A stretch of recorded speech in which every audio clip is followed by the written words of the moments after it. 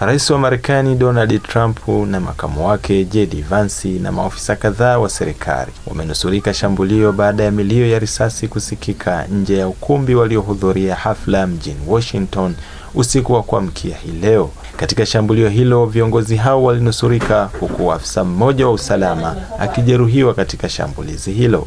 Akizungumza baada ya kunusurika katika shambulio hilo, Rais Trump amesema wanahitaji viwango vya juu vya usalama, na hii ni baada ya askari aliyejeruhiwa kupona katika shambulizi hilo kutokana na mavazi maalum ya kijeshi aliyokuwa amevaa kuzuia risasi aliyopigwa. Huwa inashtusha kitu kama hiki kinapotokea. Kilinitokea, tulikuwa tumeketi karibu na mke wangu na nikasikia sauti, nikawa nafikiri ni sinia imedondoka, ila ilikuwa ni sauti kubwa. Ilikuwa inasikika mbali kidogo. Hakuwa amefika eneo letu kabisa. Ilikuwa mbali, lakini ilikuwa ni risasi. Kuna watu walioelewa haraka kilichokuwa kinatokea. Wengine hawakuelewa. Nilikuwa natizama kujaribu kuelewa kilichokuwa kinatokea. Tukatoroshwa haraka na watu wengine. Niseme namna majasusi walivyochukua hatua za haraka pamoja na maofisa wa usalama ulipendeza. Ulikuwa haraka. Hakukuwa na muda wa kufikiria cha kufanya. Viongozi hao walikimbizwa mahali salama kutoka katika ukumbi huo na kurudishwa ikulu White House kwa ajili ya usalama zaidi.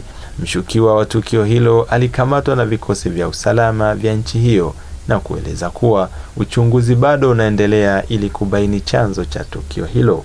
Aidha, kulingana na uchunguzi wa awali unaonyesha kuwa mshukiwa huyo alijihami kwa bastola 2 na visu akitaka kupita kwa nguvu kwenye kizuizi kilichokuwa kimewekwa na walinda usalama nje ya ukumbi huo. Mshukiwa huyo atafikishwa mahakamani kesho Jumatatu kwa ajili ya kujibu mashtaka yanayomkabili.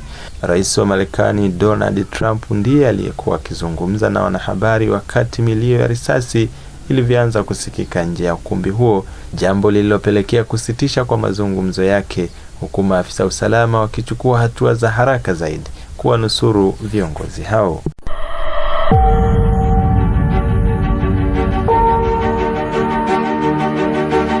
B-Shine TV. All you want.